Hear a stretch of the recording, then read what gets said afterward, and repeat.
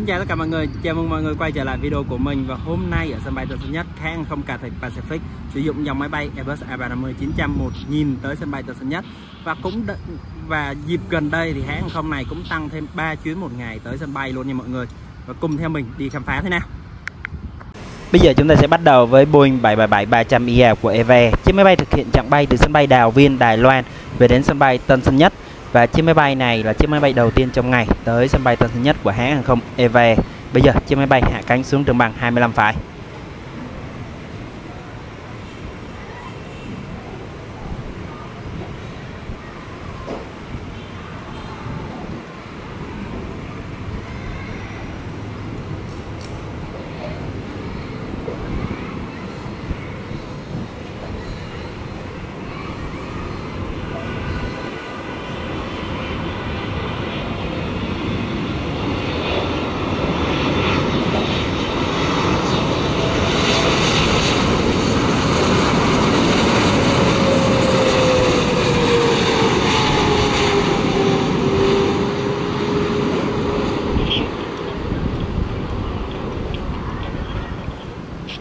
Hôm nay thì là một ngày điều kiện thời tiết rất là tốt luôn nha mọi người.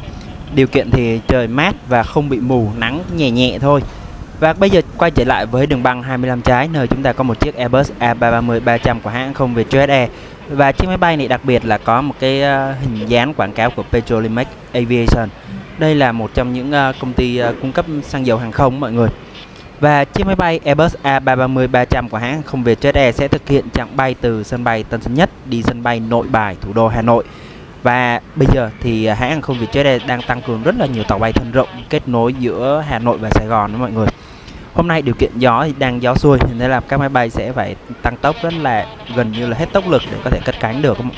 Và mọi người thấy ở nhà ga T2 không? Hai chiếc Airbus A330-300 cũng chuẩn bị xuất phát đi Úc của mọi người. Hiện tại thì hãng hàng không Vietjet Air đang có rất là nhiều đường bay đến Úc luôn. Mọi người có thể lên trang web của Vietjet Air để có thể tham khảo nhé. Còn bây giờ chiếc máy bay đã được lệnh lên đường băng 25 trái và cất cánh luôn, không được dừng chờ nữa.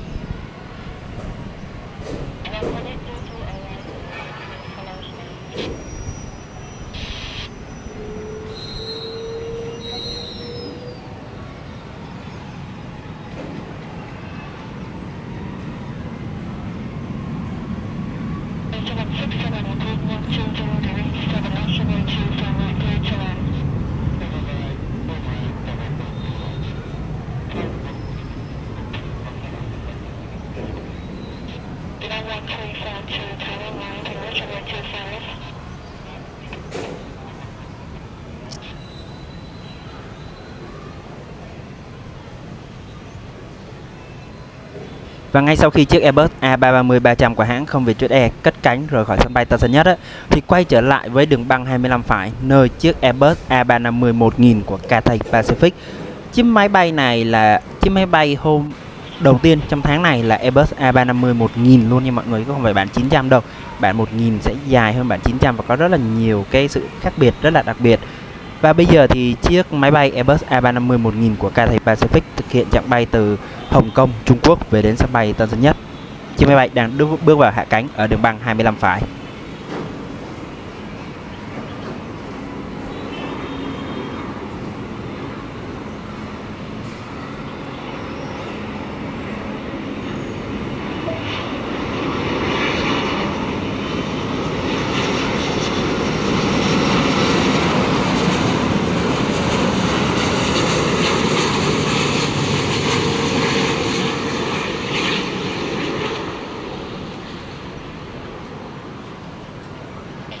Mọi người có nhận ra cái điểm khác biệt giữa Airbus A350-900 và Airbus A350-1000 không?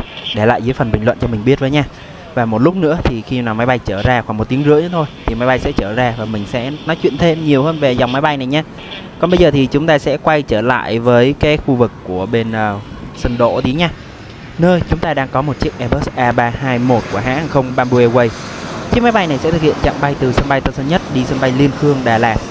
Trước đây thì mình hay sử dụng dịch vụ của Bamboo đi Đà Lạt mọi người, thì Bamboo lại bay vào buổi chiều nha. Nhưng hiện tại thì mình đã thấy hãng không Bamboo Airways lại bay vào buổi sáng tầm khoảng 10 giờ thì lên Đà Lạt là 11 giờ. Và đối với những khách du lịch bay giờ này là giờ đẹp luôn. Tại vì khi 11 giờ thì chúng ta sẽ mất khoảng nửa tiếng nữa là khoảng ra máy bay, cứ cho là 11 rưỡi đi đúng không mọi người, thì đến ra lên được đến thành phố Hoa Đà Lạt đó thì khoảng 12 giờ, nhận phòng check in phòng khách sạn rất là tuyệt vời luôn. Và bây giờ thì chiếc máy bay đã lên đến đường băng 25 trái và chiếc máy bay đã được lệnh khởi hành rời khỏi sân bay Tân Sơn Nhất hướng về sân bay Liên Khương, Đà Lạt. Và cũng muốn nói thêm với mọi người rằng là mùa này ở sân bay Liên Khương cũng như thành phố Hoa Đà Lạt, hoa dã quỳ đã bắt đầu nở rồi nha mọi người. Điều kiện thời tiết tại sân bay Liên Khương hay là thành phố Hoa Đà Lạt đó thì cũng đang có hôm thì mưa nhỏ nhưng mà gió đã lạnh rồi nhé. Mọi người nên đi mùa này nhớ mang theo áo ấm nhiều vào nha. Còn bây giờ thì mời mọi người chiêm ngưỡng pha cất cánh của chiếc máy bay này.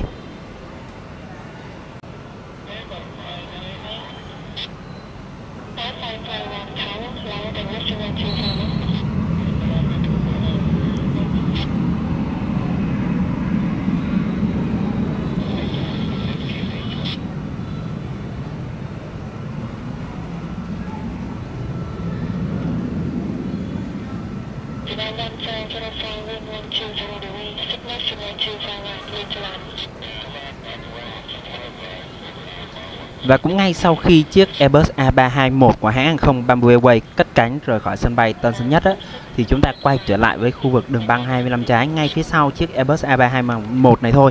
Đó là chiếc Airbus A320 của Thái Airways. Chiếc máy bay này sẽ thực hiện chặng bay từ sân bay Tân Sơn Nhất đến thủ đô Bangkok, Thái Lan. Và Thái Airways hiện tại thì đang bay những dòng máy bay Airbus A320, A321 này sẽ tới sân bay Tân Sơn Nhất Và hiện tại hãng đã sử dụng những dòng tàu bay nhỏ này chứ không còn sử dụng những dòng bay lớn nữa. Thì tối thì mới là dòng máy bay Airbus A330-300 thôi, nhưng mà hên xui lắm. Bây giờ thì mời mọi người chiêm ngưỡng pha cất cánh của chiếc máy bay này cất cánh rời khỏi sân bay Tân Sơn Nhất nha.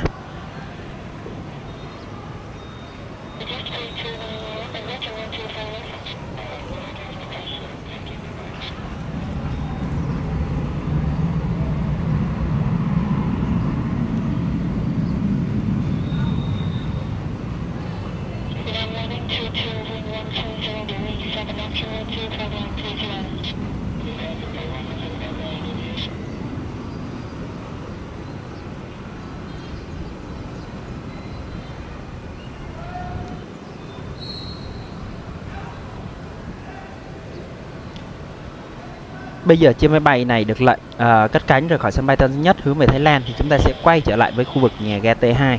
Hôm nay ở nhà ga T2 rất là nhiều điều đặc biệt nha mọi người. Một dàn máy bay Airbus luôn, từ Airbus A350-900, Airbus A330-300 và Airbus A350-1000 luôn, và các dòng máy bay như Boeing 737-300 hay là Boeing 737 cũng rất là nhiều ở đây.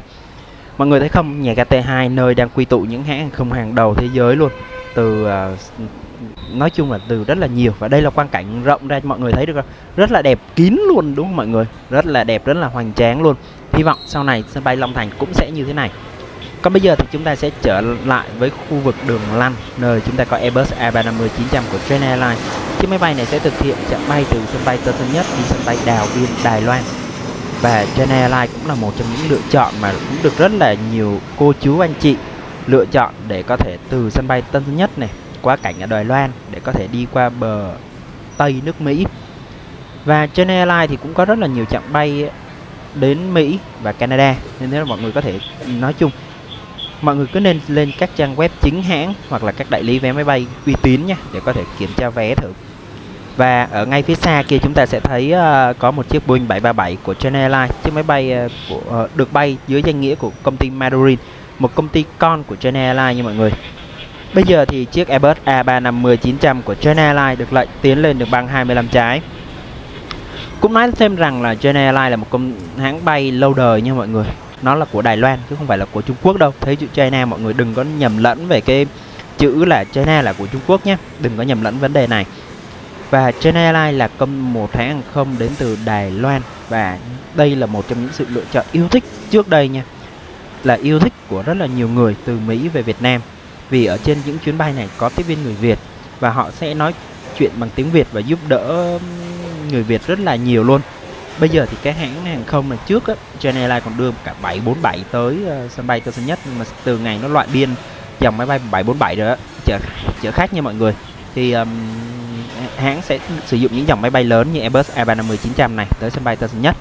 Còn bây giờ thì chiếc máy bay đã được lệnh cất cánh rời khỏi sân bay Tân Sơn Nhất hướng về sân bay Đào Viên, Đài Loan. Mời mọi người chiêm ngưỡng pha cất cánh của chiếc máy bay này.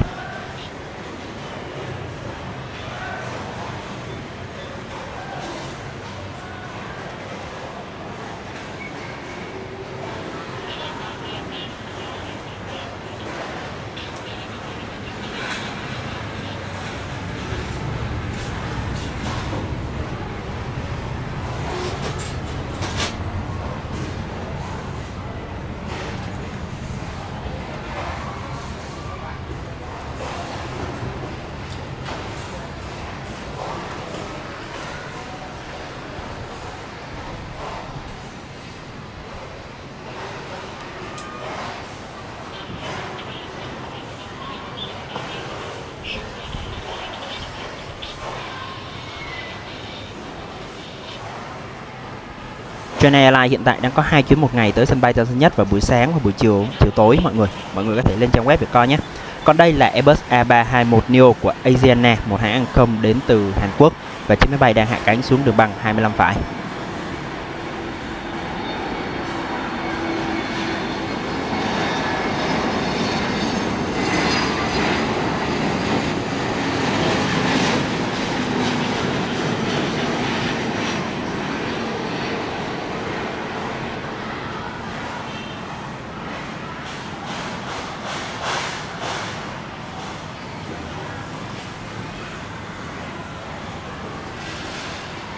Hôm nay cũng có gió nên là các máy bay cũng hạ cánh cũng bị lướt trôi khá là xa luôn mọi người.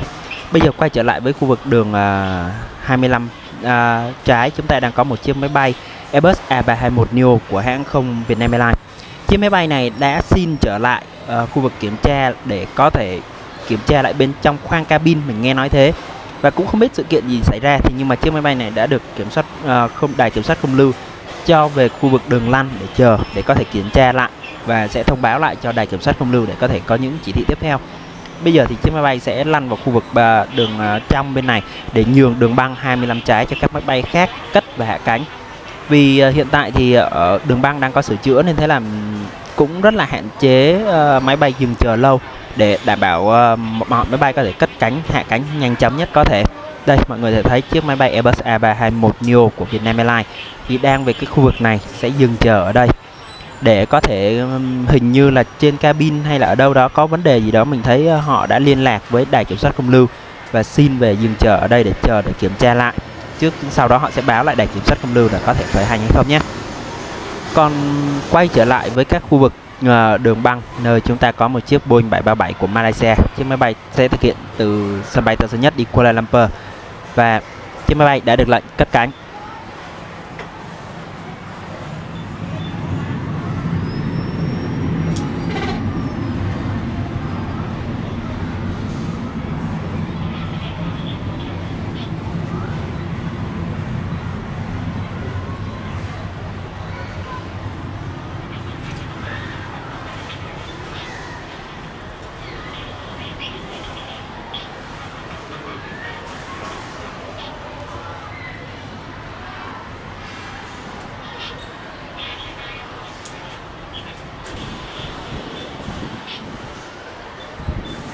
Ngay sau khi chiếc Boeing 737 của Malaysia cất cánh thì chúng ta quay trở lại với đường băng 25 phải nơi chiếc Boeing 737-300ER thứ hai của Eva Air bước vào hạ cánh. Chiếc máy bay này tới trễ hơn chiếc máy bay vừa rồi khoảng 2 tiếng rưỡi đến 3 tiếng mọi người.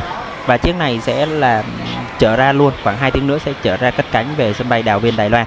Bây giờ chiếc máy bay hạ cánh xuống đường băng 25 phải đã.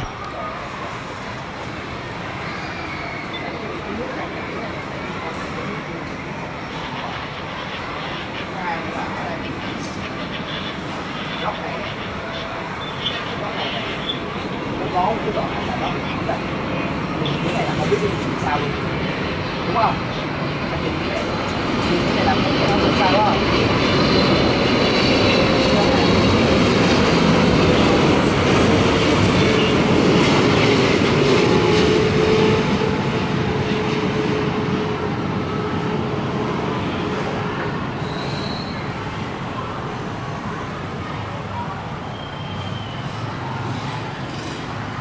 Và dòng máy bay Boeing rất là đẹp đúng không mọi người? Nếu mà nhìn kiểu dáng thiết kế họ thiết kế rất là đẹp, rất là tròn. Và chiếc máy bay Airbus A321 của hãng không Vietnam Airlines, chiếc máy bay này sẽ, nếu theo như lời cất thì sẽ đi Phú Quốc các mọi người, nhưng mà hiện tại thì đã xin về khu vực bãi đỗ để có thể cần sự hỗ trợ tại nhân viên mặt đất. Và bây giờ thì chiếc máy bay đã được đài kiểm soát không lưu cho phép về khu vực bãi đỗ của mình để có thể kiểm tra. Còn đây là một chiếc máy bay Airbus A330-300 của hãng không Vietjet Air. Chiếc máy bay này sẽ thực hiện chặng bay từ sân bay Tân Sơn Nhất đi Úc, cụ thể là Brisbane, một trong những cái thành phố ở Úc. Và hiện tại thì Vietjet Air có rất là nhiều chặng bay đi Úc luôn mọi người. Và hãng hàng không Vietjet Air thì là một hãng không giá rẻ, nên thế là khi mọi người đi Úc thì cũng có rất là nhiều ưu đãi, nên thế là mọi người có thể lên trang web của Vietjet Air hay là liên hệ với tổng đài của Vietjet Air cũng biết được. Nhiều khi họ có những cái khuyến mãi bất ngờ về hành lý này và đồ ăn thức uống rất là nhiều. Còn đây là chiếc Airbus A321neo đang di chuyển nhanh chóng về khu vực bãi đỗ, và để có thể được sự trợ giúp của các anh nhân viên ở mặt đất để có thể trợ giúp chiếc máy bay này. Và một lúc nữa mình sẽ cập nhật tình hình để xem là nó bị sao nha mọi người. Còn bây giờ thì chiếc Airbus A330-300 của hãng không Vietjet Air được lệnh cất cánh rời khỏi sân bay Tân Sơn Nhất.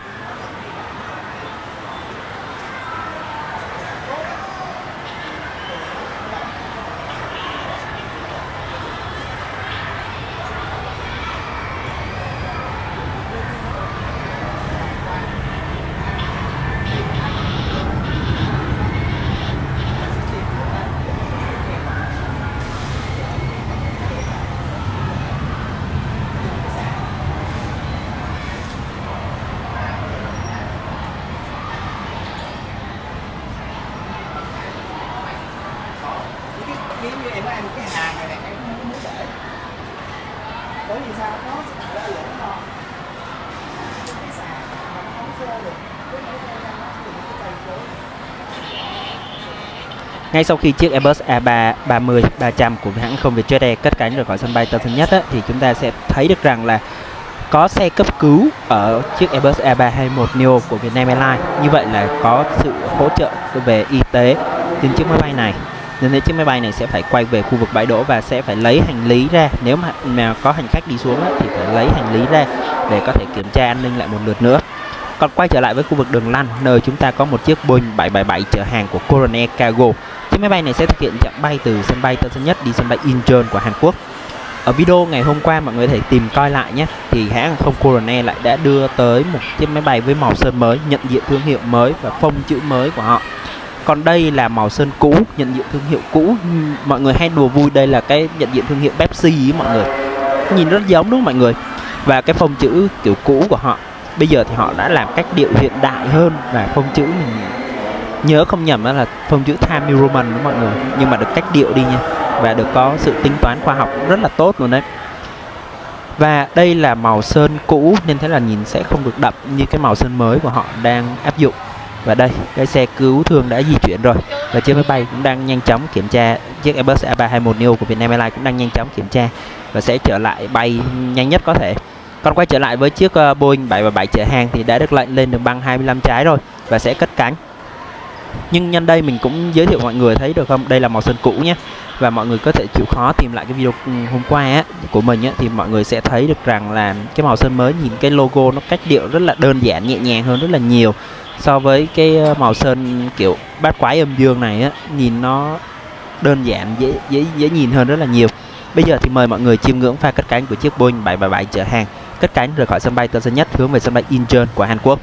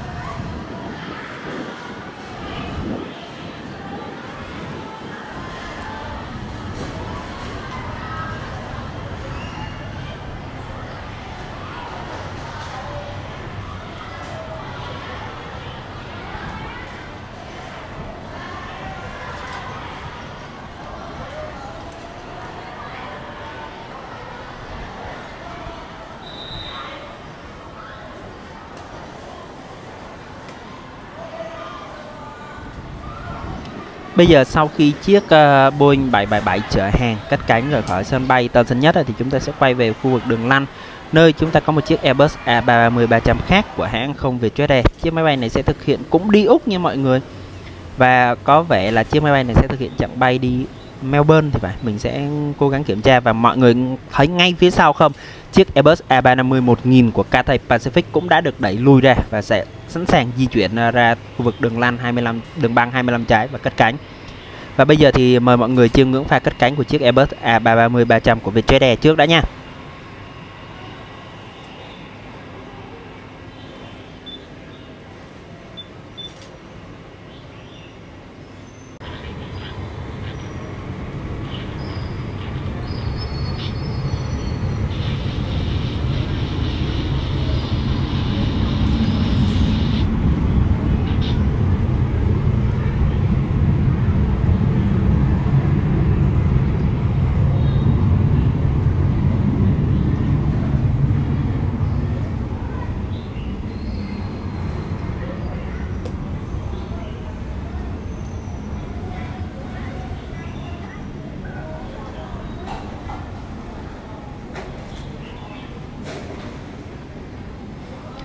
Hôm nay ở sân bay Tân Sơn Nhất rất là nhiều máy bay Airbus luôn đúng không mọi người. Bây giờ thì chúng ta sẽ quay về khu vực đường lăn, nơi Airbus A350-900 của Starlux, một hãng hàng không 5 sao đến từ Đài Loan.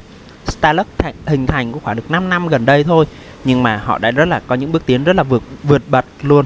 Họ đã thành một hãng hàng không 5 sao luôn. Đây là một trong những điều mình khá là ấn tượng.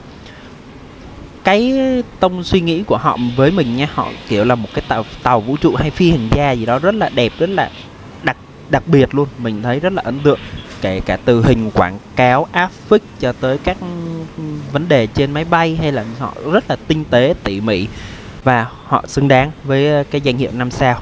Và bây giờ thì chúng ta sẽ thấy được Cathay Pacific với Airbus A350-1000 cũng đang nhanh chóng di chuyển theo đường lăn để tiến lên đường băng 25 trái.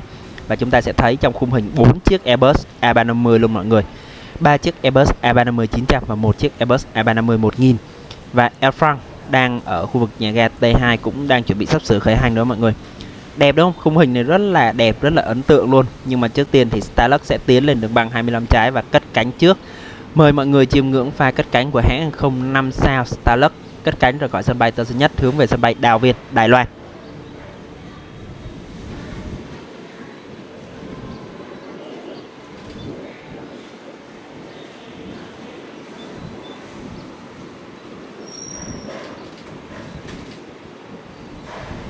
Trong lúc chiếc Airbus A350-900 của Starlux tiến cất cánh thì Airbus A350-1000 cũng đang tiến lên phía khu vực đường băng rồi đây.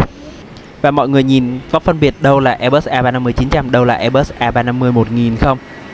Và mọi người biết hãy để lại dưới phần bình luận thảo luận với nhau nhé. Còn mình nhìn vào cái dàn bánh xe thôi. Airbus A350-1000 thì có khoảng 3, 6, 9, 12 cái lốp ở phía sau á, nhìn nó dài hơn Airbus A350-900 lận.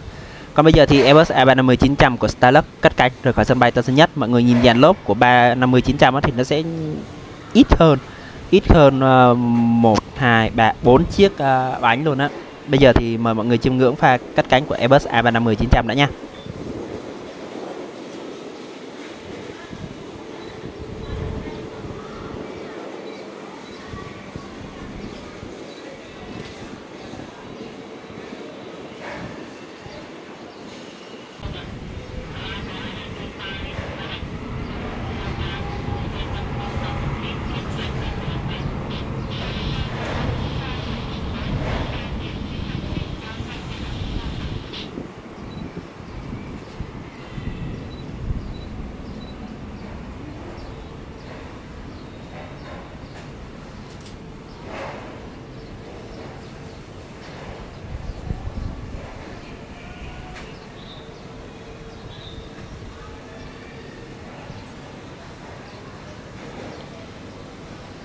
Ngay sau khi Airbus A350-900 cất cánh thì chúng ta sẽ tới với Airbus A350-1000. Thì đây, chúng ta sẽ thấy điểm khác biệt là cái chiều dài của Airbus A350-1000 dài hơn nha. Thì cái đó là điều hiển nhiên rồi, và mình đặc trưng á thì mình sẽ toàn nhìn vào cái dàn bánh lốp của họ để mình biết đâu là Airbus A350-1000.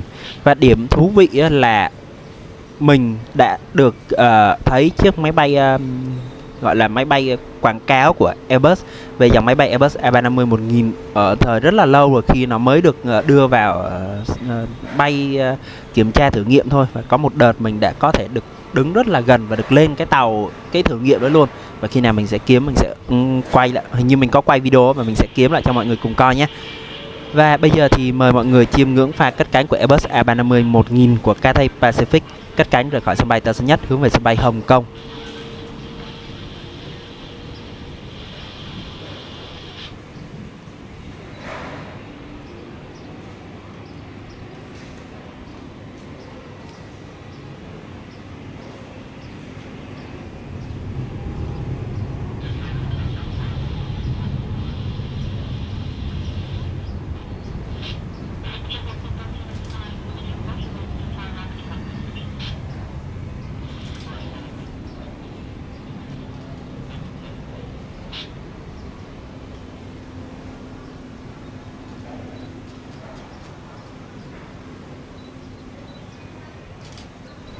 Và video của mình đến đây là kết thúc rồi. Cũng cảm ơn mọi người đã quan tâm theo dõi, động viên. Mọi góp ý mọi người nhớ để lại dưới phần bình luận cho mình biết với nha.